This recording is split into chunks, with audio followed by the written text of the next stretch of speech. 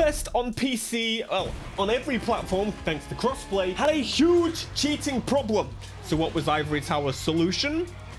Make it available to console. Now, this does make sense. I'm actually kind of glad this was the solution they came up with rather than trying to fight this. Because this is something that's kind of, I won't say plague, but been a thing in the crew for a really long time and ultimately became a bit of an oversight. When a game really focuses heavily on PvP, like Motorfest does for its endgame, to the point they're literally trying to get us to play this damn thing, you're gonna find out of the cracks come some sweaty gamers. So you're probably wondering, what the hell is the cheat?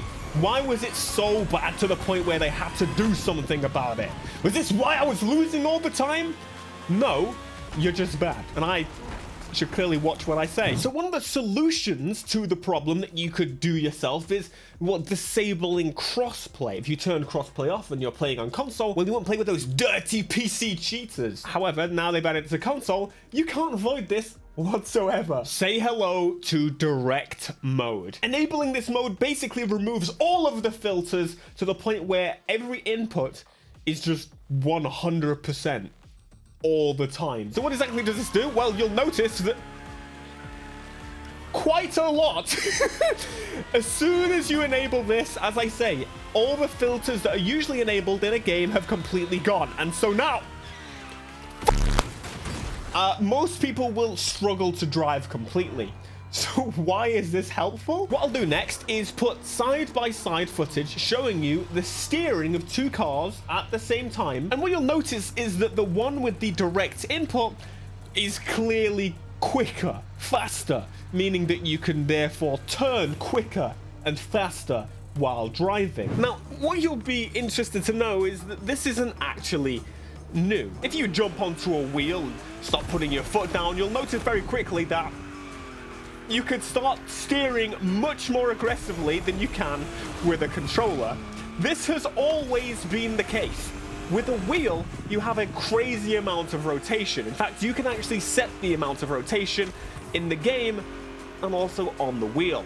This presents something quite interesting. So I go into the game, go into the settings, and you'll notice there's an option here called dynamic range. So then it will adjust depending on what I've got the wheel set to. So what I can do is turn that off and then set my wheel to think that it's 900 degrees, for example. And then go into my wheel settings and we'll set that to 90. And then you think 90 degrees there, that's not much. Yes, it's not at all. In fact, it's kind of undrivable. So let me, for example, demonstrate to you of me trying to hold my wheel in a straight line. As you can see, this is very difficult, and this is why dead zone and filters are a thing. Because if I now try and drive with these very settings, essentially, this is what's gonna happen all the time. I am not going to win this race. There is no goddamn chance on earth. Jesus Christ! No, now I'm determined. I'm actually not doing as bad as before. They definitely changed it a little bit. This is a lot more controllable than it was previously. I was trying to change camera.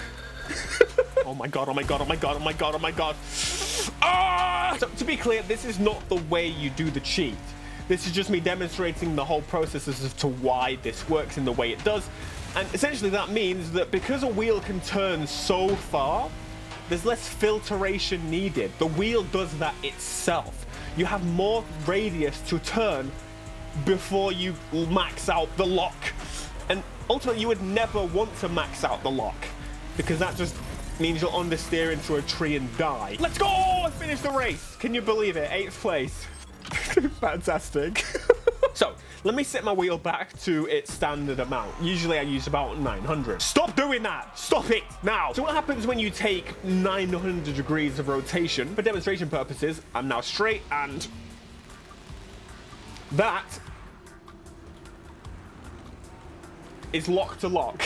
And you decide to pretend to the game that you are using a wheel when you are in fact using a controller. You essentially did what I just did with a wheel. You take that 900, 1080 degrees and you map it to that. When you normally drive a car, you only really use 90 degrees, 180 degrees most of the time, unless you're doing a really slow speed maneuver where, you know, you need to turn around completely, then you'd go for it, which is why the Tesla yoke was stupid until it got steered by wire. All of this equates to some next level sweating, as I will now try and do a race right here with direct input enabled. Some people will have it, some people won't, and I have personally had very little practice with it.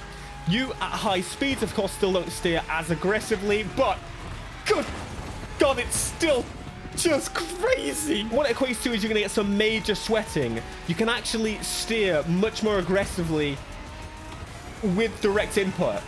No more wall bashing for me, except for the fact that I can't control the damn thing. So this was clearly the solution that Ivory Tower went with, which is to basically give everyone the ability to do this. Now, what's weird is that in the Crew 1 and the Crew 2, I believe this was already a thing. You could actually enable this. I definitely remember it in the first game. It was removed, the option on console.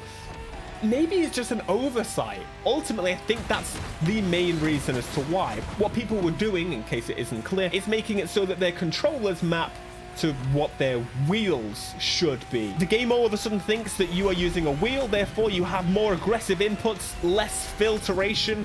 And let me be clear, these filters are usually there to make the driving experience much nicer and controller, because this is not a wheel. The alternative was them blocking and trying to block, should I say, software over and over and over. Oh my God, I still can't drive for crap. See, if you're a not great driver, it doesn't really improve it that much. But it would be a constant fight every single update, and so much time and resources focused on trying to block these third-party pieces of software and say the game can't launch unless you disable the software. And then that would start to get messy for people that use alternative controllers. For example, if you say didn't have support for the DualSense from the go, some people use tools like DS4 tool, which lets you use PlayStation controllers and simulate Xbox controllers. So would it have an issue with those?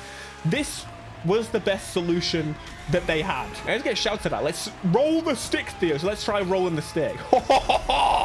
You got minced! Now, this type of stuff usually comes about when a game gets a really sweaty audience. Quite honestly, it took months for people to realize that this has been in the game. It's been in the game from the beginning.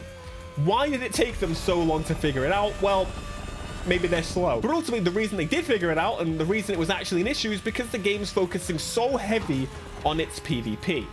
Now, I don't really have an issue with that. I think it's fine. It's an arcade racer, nonetheless. And, you know, if Gran Turismo had something like this, then there would be a bit more of a problem. But you know for a fact that a lot of the professional Gran Turismo players use controllers. Some of them can't afford wheels, which is kind of insane. They still mince you on every single possible input. I think, personally, arcade racers should focus on more fun arcade modes. And I think I would really, really love to see, and I keep saying this, more uses of Demolition Royale. Not even just Demolition Royale. Piss on it! I want to see new creative game modes. Ultimately, just chase game modes. Why can't we have some tag game modes? We had these things in the Crew 1. Why are they missing in this game? It kind of doesn't make sense, because I don't like PvP. What I like is the more fun game modes. Kind of like more fun competitive modes. Of course, they're still competitive, but it's not using the car for what it is to, oh yes, mine is 1 mile an hour faster if I hit the apex right on. I don't care. I just want to smash about in cars and have a good time. Oh, but that means you want to crash cameras. No, I just want to prat about with cars. I can't do that in real life, so let me do it in the game. That's kind of my philosophy with it. Watch this steering. These formula cars are just mental with it. You can see they're just insane precision. Oh my God. It's still the Crew. But the point is, if the game wasn't so sweatily focused on PvP being the only thing that exists post-endgame, okay, not the only thing, that's kind of rude, but the main thing post-endgame, would this have happened? Would people care? I don't think so. And I can tell you, I will not be using this. This is not fun. The filters are there for a reason. Oh no, now I'm on a road car. This is gonna be even worse. It's slipping, sliding all over the damn place. Control yourself, Matt. What I've learned from a bunch of comments is that they actually also introduced, well, they increased the options when it comes to controlling your controller. So you can increase sensitivity and linearity and things like that you couldn't really mess around with before, even without, you know, messing around with the direct input stuff, which means you have a little bit more control than you did previously, and that's never a bad thing. Overall, pretty pleased with the outcome, and actually the response to it was pretty quick as well. The sharp turns are kind of insane. It just goes for it in a... Oh, come on, you big invisible! And the objective is smooth driving. Ultimate is kind of difficult. Let me know, are you making use of this? Are you going to make use of this now that you know it? But that man didn't even know there was a corner coming. Oh my God, I'm not gonna finish. Well, this demonstrates that yes, it doesn't instantly make you better. You still have to put the work in and figure it the hell out, because I definitely normally perform better than that. But direct input, everybody. Do you use it? Do you not? And quite frankly, do you just not give a damn? So what I've done now is I've turned up the sensitivity. Direct input is off. And from what I've heard, playing around with these new settings is the best way to get a really much better handling. And I'm going to say this is good. This is really good. I feel so much more in control, especially with a car that, you know, can sometimes need a little bit more of a push. You don't get that horrible maxing out of the steering angle in the same way because you can increase it even more. This is good. I'm going to be playing around with this. Sensitivity up, dynamic lock in the middle as is, and direct mode off. Let me know how you get on with it. I'm going to be playing with this because this might be a winner, like these videos.